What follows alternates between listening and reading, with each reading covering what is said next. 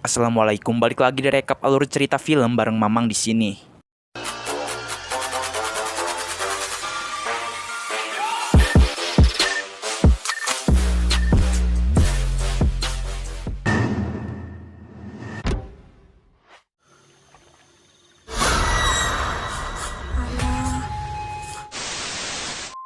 Hai seluruh, balik lagi nih di konten movie di channel ini. Seperti biasa kali ini, Mamang mau nemenin waktu ngabuburit kalian lagi. Gimana, udah lapar? Sama kok Mamang juga. Dan sehubungan dengan video kemarin, banyak banget yang request ke Mamang buat ceritain alur cerita film Kembalinya Anak Iblis. Film ini merupakan sequel dari film terdahulunya yang berjudul 13 The Haunted. Buat yang belum nonton video sebelumnya, silahkan ditonton dulu ya, atau langsung klik aja di atas ini, karena ceritanya saling berhubungan satu sama lain. Ingat, ini adalah spoiler konten. Mamang persilahkan buat kalian nonton dulu full movie-nya. Nah, kalau udah dan masih merasa kebingungan dengan alur ceritanya, silahkan balik lagi ke channel ini. Siapa tahu Mamang bisa bantu ceritain dengan lebih detail lagi. Dan mari sama-sama kita bilang, hayu, meluncur. Setelah Rama, Garin, Farel, Chelsea, dan Quincy berhasil keluar dari Pulau Ayunan, seketika langsung beredar kabar dari sebuah akun news update. Akun itu memposting tentang kabar akun YouTube mereka yang bernama The Borju Vlogger. Akun YouTube The Borju Vlogger dikabarkan ditutup setelah tragedi yang menimpa mereka di resort Pulau Ayunan beberapa minggu yang lalu. Diketahui, di film sebelumnya, Hana dan Vira dinyatakan meninggal. Kedua jasadnya pun hilang di pulau tersebut dan tidak dapat ditemukan sampai sekarang. RIP Hana dan Vira. Di awal film pun kita diberikan fakta-fakta yang cukup mencengangkan. Ternyata Jaka dibunuh dengan kejamnya oleh Pak Fandi. Begitu pula dengan nasibnya Bidarsih. Ia meninggal karena ditenggelamkan oleh Pak Fandi. Ketika Chef Papang sedang memasak, tiba-tiba Pak Fandi datang dan menancapkan kapak ke kepalanya. Pak Fandi pun mendatangi kamar anaknya. Ya, anak itu bernama Ranti. Pak Fandi bertanya, apakah Ranti suka dengan boneka barunya? Ranti yang berbahagia pun menjawab iya. Tapi sayangnya, Ranti yang tak berdosa itu pun harus mati di tangan ayah kandungnya sendiri menggunakan kapak yang sangat tajam. Pak Fandi pun mengatakan kepada istrinya Stella jika Ranti menghilang. Stella tahu jika Pak Fandi berbohong. Sebenarnya Ranti tidak pernah menghilang, tetapi Ranti sudah mati dibunuh oleh Pak Fandi. Dan ia pun tahu jika ia akan dijadikan korban tumbal selanjutnya. Ternyata semua ini Pak Fandi lakukan semata-mata hanya untuk menguasai ilmu gelap. Kuasa gelap hancurkan terang. Aliran darah mengalir menjadi pundi-pundi emas. Nyawa hilang, abadi datang. Ia pun tewas karena bunuh diri. Rama yang merupakan kakaknya Hana selalu mendapatkan mimpi buruk di setiap malamnya. Ia sangat menyesal, sangat-sangat menyesal. Karena obsesinya ingin mengalahkan Clara dan Joy, ia harus kehilangan Hana dan Vira untuk selama-lamanya. Di samping itu, Chelsea pacarnya Rama ternyata berhasil selamat juga dari Pulau Ayunan. Tetapi sayangnya, ia menjadi gila seluruh. Dan mau tak mau ia pun dimasukkan ke rumah sakit jiwa. Singkat cerita, salah satu suster yang bernama Shirley akan segera menyuntik Chelsea. Tapi anehnya, tangan suster Shirley menjadi kaku dan suntikan itu malah mengarah kepadanya. Karena ketakutan, ia segera melempar suntikan itu dan segera keluar dari ruangan. Ternyata Chelsea ini tidak gila, tapi tubuhnya berada di bawah kekuasaan Ranti, si anak iblis. Karena kedatangan Chelsea ke rumah sakit jiwa ini, banyak sekali teror si anak iblis yang mengganggu para pasien lain. Suster Shirley meminta bantuan kepada temannya untuk menggantikan dirinya merawat pasien yang bernama Chelsea. Ia ketakutan karena di kamar Chelsea ada hantunya. Temannya itu tidak percaya begitu saja, dan ia pun tidak bisa membantu Shirley karena ia harus menjaga pasien yang lainnya. Setelah itu, temannya itu pun tancap-tancap manja ulala dulu. Dan di kegelapan, ia melihat ada seorang anak kecil. Ya, anak itu adalah Ranti, dan temannya itu pun tewas seketika. Di sisi lain, Clara yang merupakan mantan pacarnya Rama merasa iba kepada kondisi Rama saat ini. Rama sangat kalut karena kematian adiknya. Ia juga kehilangan sahabatnya, dan pacarnya kini menjadi gila. Clara pun berusaha menghibur Rama dan akan selalu berada di sampingnya. Setelah itu, Rama segera menjenguk Chelsea. Ia sangat sedih karena Chelsea tidak merespon sama sekali. Ia bertanya kepada Clara, kenapa hantu anak kecil yang menguasai tubuh Chelsea ini sangat kuat sekali? Clara menjawab jika arwah anak itu dibunuh dengan kapak oleh ayah kandungnya sendiri. Dan kini, anak itu menjadi arwah penasaran yang mempunyai dendam yang sangat besar. Rama pun memutuskan untuk datang kembali ke Pulau Ayunan. Ia akan mencari jasad Hana dan Vira. Dan mungkin jika semua masalah ini selesai, Chelsea bisa sembuh kembali. Clara pun mengatakan jika ia akan membantu Rama untuk menyelesaikan semua masalahnya. Tak hanya Rama, Quincy pun menjenguk Chelsea juga. Ia mengatakan jika Chelsea harus move on. Ia juga sedih kehilangan Hana dan Vira, tapi kehidupan masih berlanjut. Chelsea tidak bisa menjadi gila seperti ini. Tapi sayangnya, Chelsea tidak merespon sama sekali. Dan tiba-tiba Chelsea mendekat dan berbisik, "Temani aku." Karena ketakutan, Quincy pun segera pulang. Ternyata di luar rumah sakit sudah ada Farel yang menunggu Quincy. Diketahui Farel ini menyimpan perasaan lebih kepada Quincy, Slur. Farel bertanya, "Nanti malam orang tua kamu gak ada di rumah kan? Nanti aku boleh main gak ke rumah kamu?" "Hayo, mau ngapain?" "Astagfirullah, Slur, harus tetap berpikir positif ya. Mungkin Farel mau main masak-masakan." Dan Quincy menjawab gak boleh. Ketika di kampus, Rama mengajak Garin pergi ke Pulau Ayunan kembali. Tentu saja Garin tidak mau. Sudah mati-matian ia berusaha keluar dari pulau itu. Dan ia mengatakan jika mayat Hana dan Vira sudah menghilang. Buktinya para polisi pun tidak bisa menemukan mayat mereka berdua. Dan mereka sudah selamat. Jadi Rama tidak usah cari mati. Rama menjawab jika ia rela mati di pulau itu daripada menjadi pengecut. Dan terserah jika Garin mau ikut atau tidak. Yang pasti besok ia akan balik lagi ke pulau itu. Malam harinya, ketika Quincy akan tidur, Farel menelepon terus-menerus. Karena kesal, Quincy mematikan handphonenya. Dan tiba-tiba lampu mati.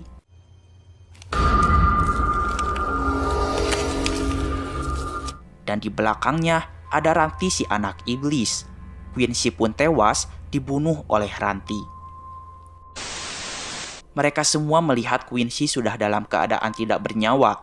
Dan mereka melihat di wajah Quincy terdapat tulisan, "Temani aku."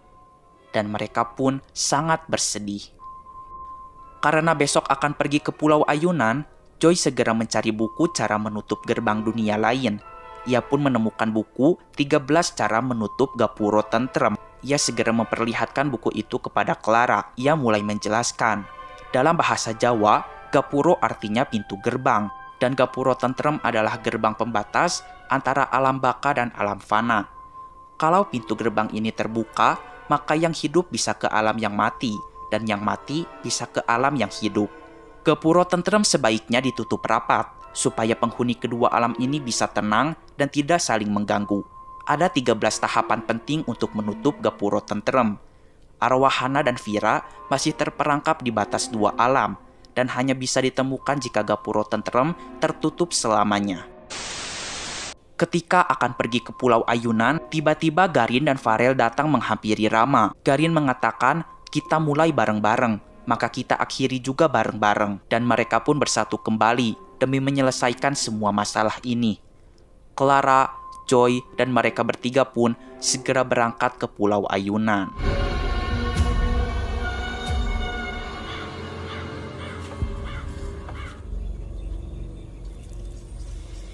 Sesampainya di sana, mereka flashback kejadian beberapa minggu yang lalu. Pandangan Clara pun tertuju kepada ayunan di dekat kolam.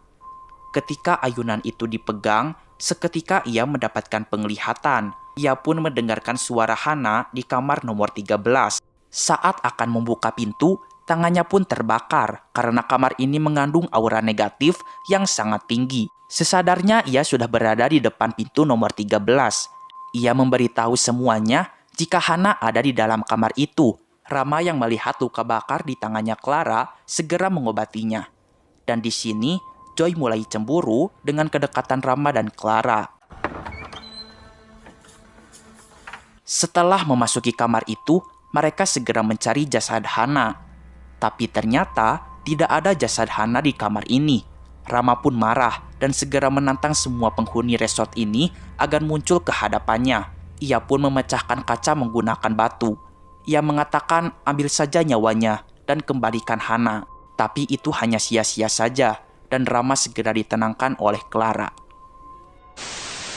Setelah itu, Joy mulai mengungkapkan jika ia merasa cemburu kepada Rama. Clara mengatakan jika Joy tidak tepat cemburu pada saat-saat seperti ini. Ia hanya memberi support kepada Rama, jadi Joy tidak perlu cemburu. Perdebatan mereka pun terhenti ketika melihat hantu Darcy muncul dari kolam renang. Mereka semua segera berkumpul dan tiba-tiba hantu Darcy berteriak. Lalu Darcy pun menghilang. Scene pun beralih kepada rumah sakit jiwa kembali. Terlihat ibunya Chelsea sedang berada di kamarnya Chelsea. Ibunya kecewa dan malu dengan semua perbuatan yang telah Chelsea lakukan. Dan ibunya menyesal telah membiarkan Chelsea bergaul dengan anak-anak orang kaya itu. Ibunya Chelsea pun tidak percaya jika Chelsea gila. Ia menuduh jika Chelsea hamil oleh Rama, sehingga Chelsea malu dan pura-pura menjadi gila. Ibunya Chelsea pun memaksa agar Chelsea segera pulang dan keluar dari rumah sakit jiwa ini. Mereka berdua pun bertengkar dan untungnya Suster Shirley datang sehingga ibunya Chelsea keluar dari ruangan. Ketika di parkiran, ibunya Chelsea yang stres pun sebat dulu satu batang. Tak lama kemudian, ia mendengarkan suara-suara di bagasi mobilnya. Dan ibunya Chelsea pun dibunuh oleh Ranti. Di Pulau Ayunan, mereka segera melakukan ritual 13 cara menutup gapuro tentrem. Sebelumnya mereka telah melakukan kedua cara. Cara yang pertama adalah membuka gerbang fana agar mereka bisa masuk ke alam goib. Cara yang kedua membuat lilin, dan lilin ini jangan sampai mati. Kalau lilin ini mati, maka mereka akan ada dalam bahaya. Maka dari itu, agar lilin ini tidak padam, maka Garin akan menjaganya. Sedangkan mereka berempat akan berusaha mencari jasad Hana dan Vira sambil melakukan 11 ritual yang masih tersisa. Cara ketiga, kubur kembang setaman yang sudah dibungkus kain putih lalu siram dengan 1 botol cuka. Cara keempat, taburkan lada hitam, setelah itu bakarlah dupa. Tak lama dari itu, mereka mendengarkan suara-suara di kolam renang, dan akhirnya mereka pun menemukan jasadnya Vira. Setelah itu mereka mendengarkan suara teriakan di kamar nomor 13, dan setelah dicek, tiba-tiba jasadnya Hana muncul dari dalam lemari. Terlihat kondisi mukanya dipenuhi oleh belatung slur. Mereka semua pun segera membungkus kedua jasad itu. Garin segera menghubungi Joy menggunakan walkie-talkie. Ia bertanya suara teriakan apa tadi. Joy menjawab tidak ada apa-apa dan jasad Vira dan Hana sudah ditemukan. Mendengarkan hal itu, Garin membuang nafas lega dan cerobohnya lilin menjadi mati. Garin yang panik segera menyalakan lilin kembali. Ia pun melihat Stella si kepala buntung di hadapannya, sehingga ia pun pingsan. Karena kondisi Rama sudah tidak memungkinkan, maka mereka bertiga akan melanjutkan ritual menutup gapuro tentrem.